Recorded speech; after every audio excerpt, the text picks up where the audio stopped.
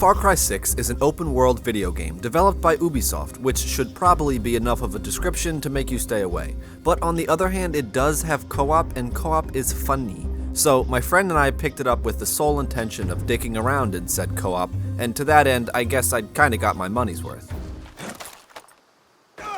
Okay. Didn't let me pull my parachute. But that doesn't mean the game itself was any good, because duh.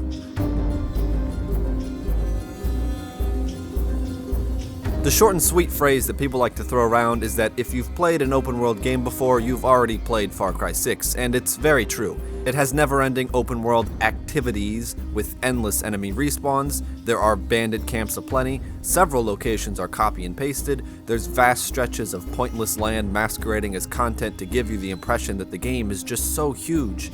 And like all open world games, balancing kinda goes out the window pretty quickly. In this case, one-shotting people with even a slightly leveled up silenced gun is the way to go. Or literally anything with fire on it. The highlight of the game is definitely the absurdity of some of the gameplay. Running around with an attack chicken and a bunch of sloppy DIY guns is kinda fun and should have just been the main focus of the entire game. Though even that starts to wear thin after about 10 hours or so, as Ubisoft's mission design usually consists of dropping 5 to 10 enemies in a level and calling it a day. Are they gonna like spawn more than 2 enemies at a time? This shit's taken forever and it's still only at 80%. Watch my back, I'm Oh! reloading. Alright, 3 enemies. Seriously, most of the missions are just shooting galleries where you walk into a base, break the alarm, shoot everyone in the face, and watch a cutscene. Even the ones that should be more interesting still end up being just walking into an area, shooting the people standing in front of you, only this time they're on a boat. On the plus side, the sound effects and knife executions have been beefed up a little bit from 5, which makes the repetitive process of shooting people slightly more entertaining. This is still an Ubisoft game, however, so we do have to remember that it comes standard with some bugs, doo-doo AI. Run, you fat fucking idiot. Go! Now he's on fire.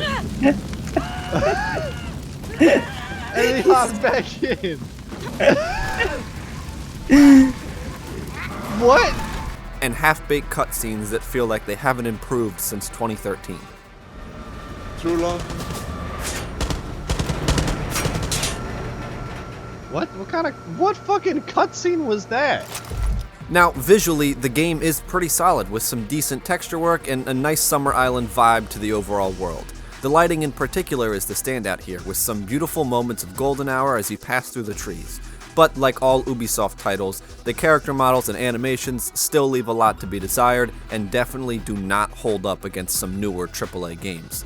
And to me, the open world itself just feels way less interesting than that of Far Cry 5, as a tropical island has not only been in countless video games before, but it's already been in countless Ubisoft games before, so it feels a little been there, done that in my opinion. Still looks nice, just looks like shit I've already seen many times before. And then of course, we have to talk about the Achilles heel of all modern Ubisoft games, the narrative. Hey man, you just saved Maximus Matanzas, the most blessed motherfucking group in Yara. Story-wise, Far Cry 6 starts off as generic as can be and demands that you take it uber serious with its most menacing villain yet. But it's really hard to care about anything when half the characters are drunken dickwads and I just spent the last 3 hours blowing people up with a fireworks gun and telling my pet chicken to fight a crocodile.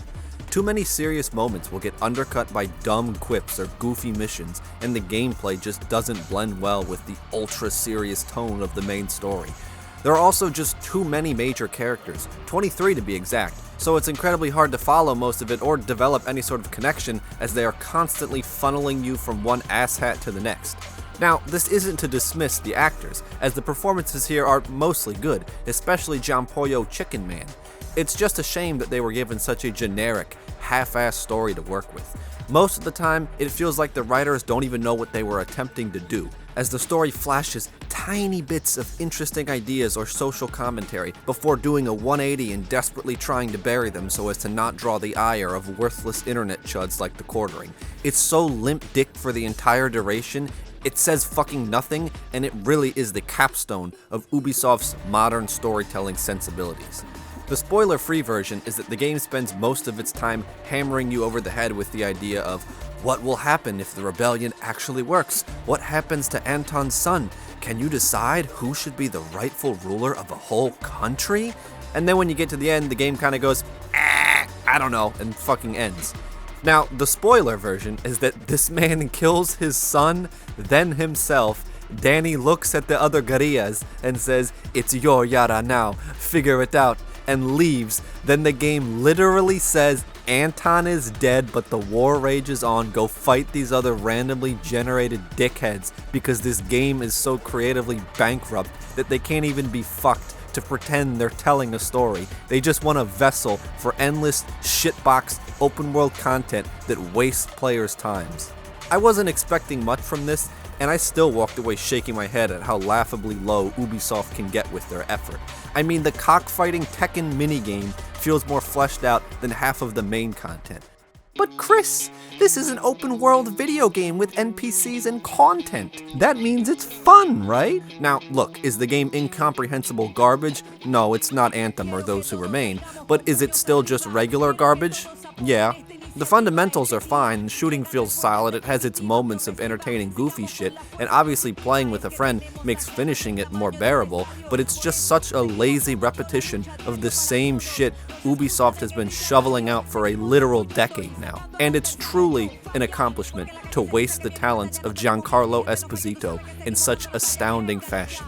At least the music is great though, so good job Ubisoft. The best part of your game isn't even fucking done by you.